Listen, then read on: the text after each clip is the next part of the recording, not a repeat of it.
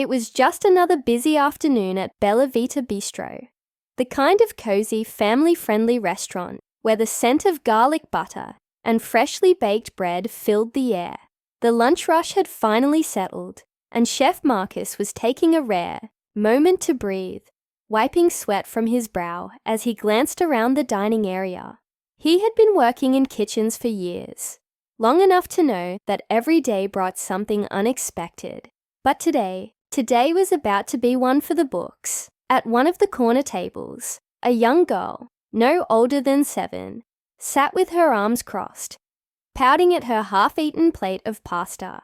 She had the kind of expression that screamed trouble, cheeks flushed, with frustration, tiny fists clenched in protest. Her mother, a well-dressed woman with an air of entitlement, was scrolling through her phone, barely paying attention. Every so often, she sighed loudly, as if just sitting there was a terrible inconvenience. Across from them, a different scene was unfolding. A black woman, probably in her early 30s, sat with a little boy who looked to be around 5. His curls bounced with every excited movement as he munched on his grilled cheese sandwich, completely oblivious to the way the woman kept scanning the room.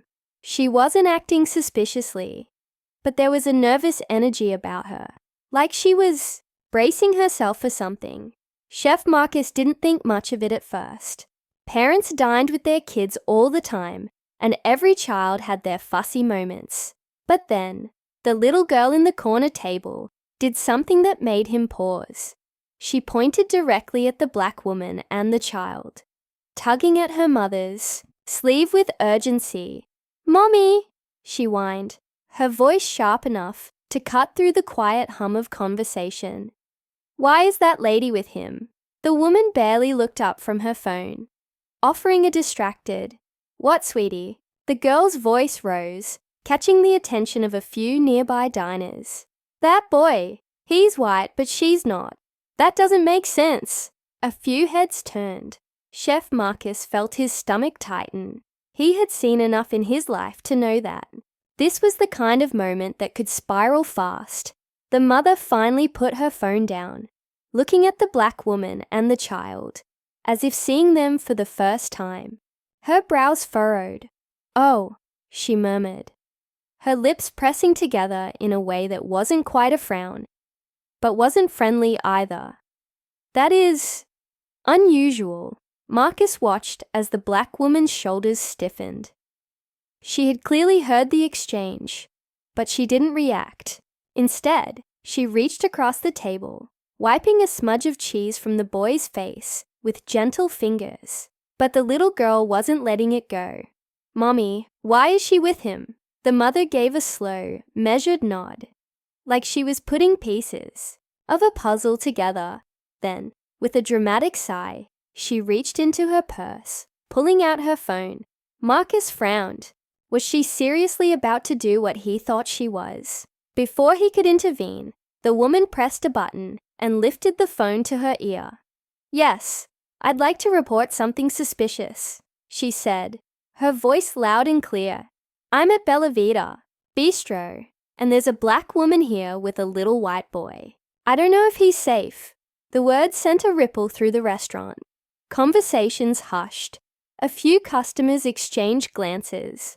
Someone shifted uncomfortably in their seat.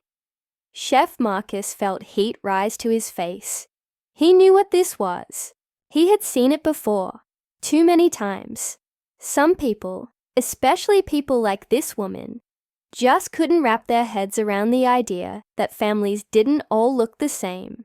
But what really made his blood boil was the way the black woman just sat there, her jaw tight, her hands folded neatly on the table. She wasn't surprised. She wasn't panicked. She was just exhausted, like she had lived this moment before, like she already knew how it would play out. Marcus wasn't the type to get involved in customers' business. But this was different. The woman on the phone continued, her voice growing more self-righteous with each word. "Yes, I'll wait for an officer to arrive. You never know these days." Marcus clenched his fists. The little boy was still happily munching on his sandwich, completely unaware that a stranger had just called the police. On his own mother. No, not in his restaurant, not on his watch. Before he could stop himself, Marcus stepped out from behind the counter, wiping his hands on his apron as he marched toward the table. He didn't know exactly what he was going to say, but he knew one thing. He wasn't about to let this slide. And what happened next?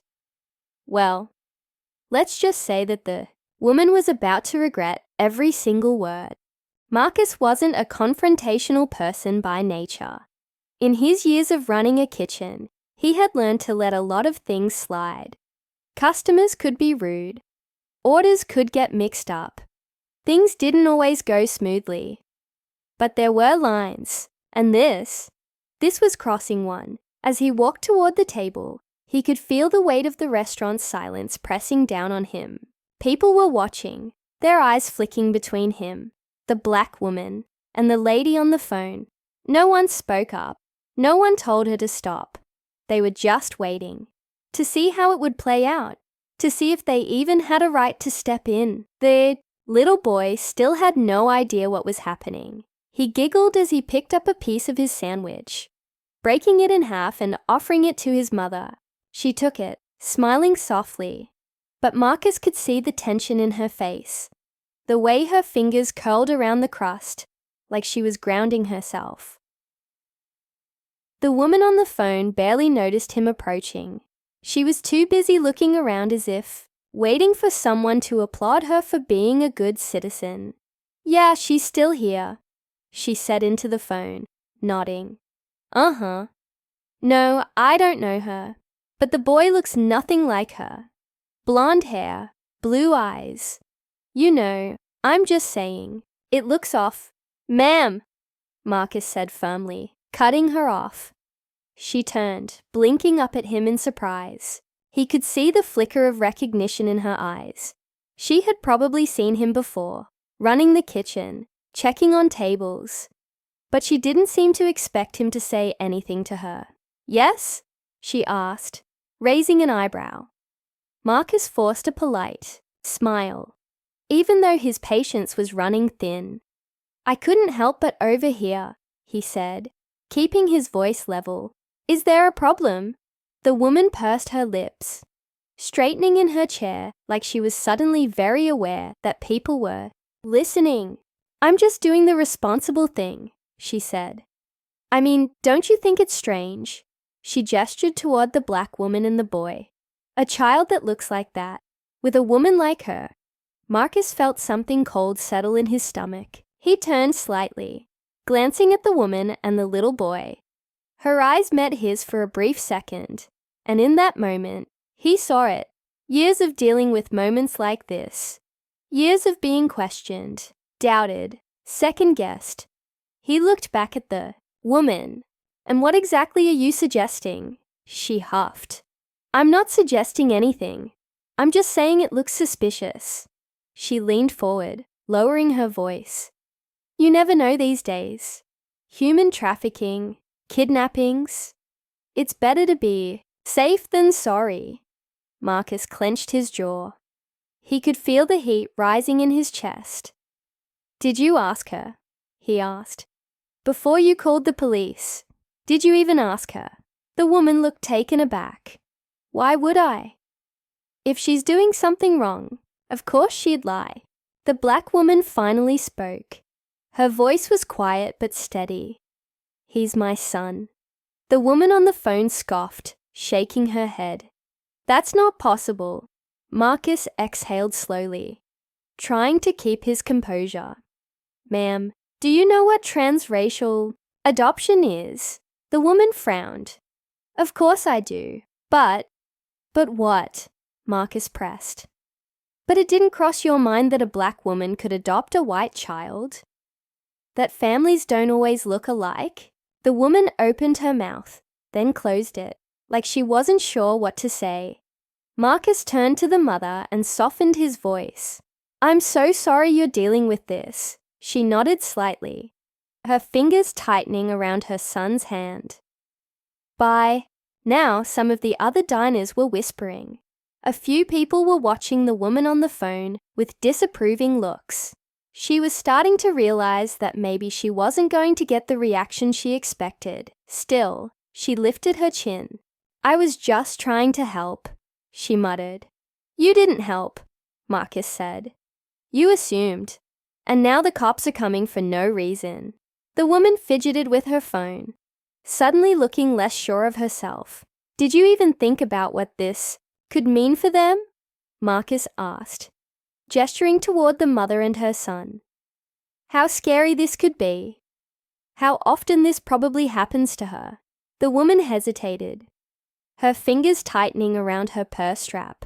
I wasn't trying to scare anyone." "Then maybe next time," Marcus said, his voice firm. "Think before you act." The woman looked around, noticing the eyes on her. She shifted uncomfortably, and then, as if on cue, the restaurant's front door swung open. A police officer stepped inside, scanning the room. The tension in the air thickened. Marcus turned back to the black woman. Her shoulders were tight, her fingers curled protectively around her son's hand. She was trying to stay calm, but Marcus could see the fear beneath the surface. The little boy, still oblivious, smiled up at his mom. "Can I have dessert?" he asked. And just like that, Marcus felt something in his chest ache. This was supposed to be a normal afternoon, a normal lunch. The officer, a tall man with a calm but unreadable expression, stepped further into the restaurant. His uniform was crisp, his badge glinting under the warm lights. He took a quick scan of the room, his gaze landing on the woman who had called him, then shifting toward the black mother and her son. The little boy, still chewing on the last bite of his sandwich, looked up at the officer with innocent curiosity. His mother, on the other hand, sat perfectly still, her grip tightening around her son's small hand. Marcus could feel the tension buzzing in the air. He knew how moments like this could go. He had seen too many stories, ones that didn't end well. He wasn't about to let this turn into one of them. Before the officer could say anything, Marcus stepped forward. "Officer," he said, keeping his voice steady, "I just want to clarify something before we go any further." The officer raised an eyebrow, nodding slightly for him to continue. "The woman over there," Marcus tilted his head toward the customer who had made the call, "saw a black mother with her white son, and decided that was suspicious enough to call you." The officer's gaze flickered toward the woman, who suddenly looked very small in her seat. She cleared her throat, trying to regain some of the confidence she had earlier. "I was just trying to be cautious," she muttered. The officer sighed, shifting his weight slightly. "Ma'am, do you have any reason to believe this child is in danger?" The woman hesitated.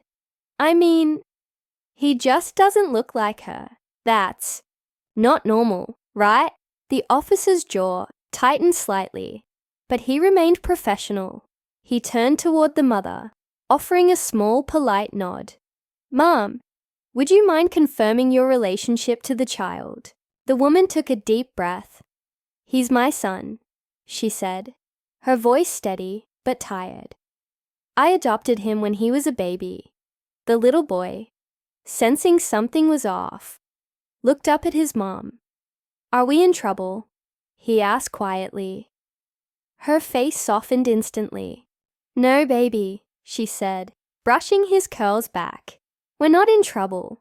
The officer watched the exchange, something shifting in his expression. He exhaled, then turned back to the woman who had made the call.